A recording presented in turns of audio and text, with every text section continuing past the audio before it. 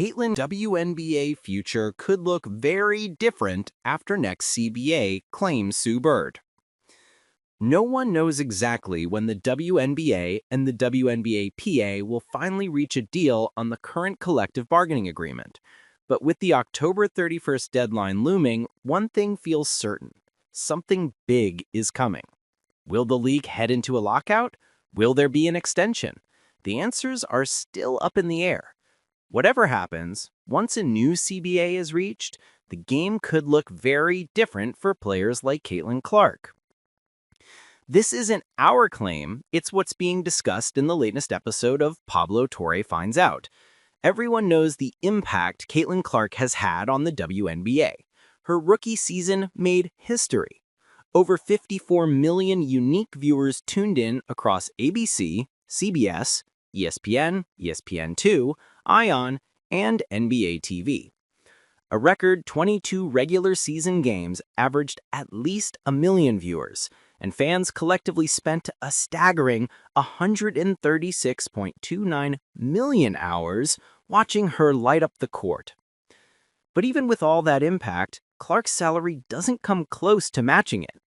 According to Spotrac, her 4-year rookie contract averages $84,514 a year, totaling $338,056 over the full deal. Those numbers, however, could look very different once the next collective bargaining agreement is in place. And a lot of it will come down to the media deal in place, according to Sue Bird. On the same podcast, she said, "Yeah, I think this is where that media deal is just the proof of the pudding. I don't really view it that way. I think that deal represents, so don't quote me exactly. I think our previous media deal was like $22 million.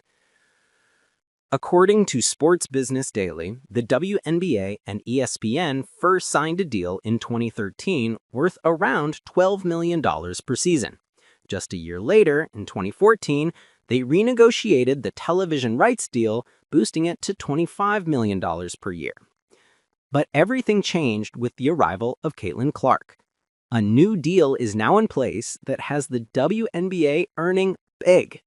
According to ESPN, the deal is valued at around $2.2 billion, or $200 million per year, and future agreements with additional partners could push the league's total media deals closer to $3 billion.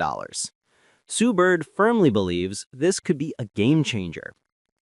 Assuming some form of a revenue share gets kicked into the collective bargaining agreement, which obviously they're negotiating, I really don't know.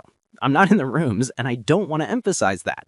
But at the same time, you assume some of this media deal, obviously the players are going to get something of it. Already, boom, you're going to see salaries go up. I mean, who knows? Hundreds of thousands of dollars right out the gate.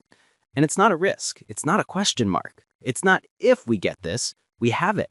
We have $200+ million a year from the media deal. And we all know that's how sports leagues thrive. It's this media deal. And we finally got it, she continued. The main hurdle keeping both sides from reaching a deal right now is the players' push for a revenue-sharing model. Currently, they earn less than 10% of the league's basketball-related income. A report from Front Office Sports cited sources saying an offer from the WNBA was rejected, which included a supermax salary around $850,000 and a veteran minimum of about $300,000. To put that in context, the highest-paid WNBA player this year was Kelsey Mitchell at $249,244. While those numbers represent a big increase, what the players really want is a seat at the table through a true revenue-sharing model. When an agreement is finally reached, WNBA player salaries are set to grow exponentially. And that might not have happened if Napheesa Collier hadn't called out the league as the worst leadership in the world. While some see her move as a calculated way to promote Unrivaled, Caitlin Clark is firmly on Collier's side. For Caitlin Clark and everyone in the WNBPA, the goal is simple but powerful: to push the league forward under a new collective bargaining agreement. This isn't just about bigger paychecks. It's about protecting players, improving facilities, and building a league that's stronger for the next generation. That's why Collier's press conference didn't come out of nowhere.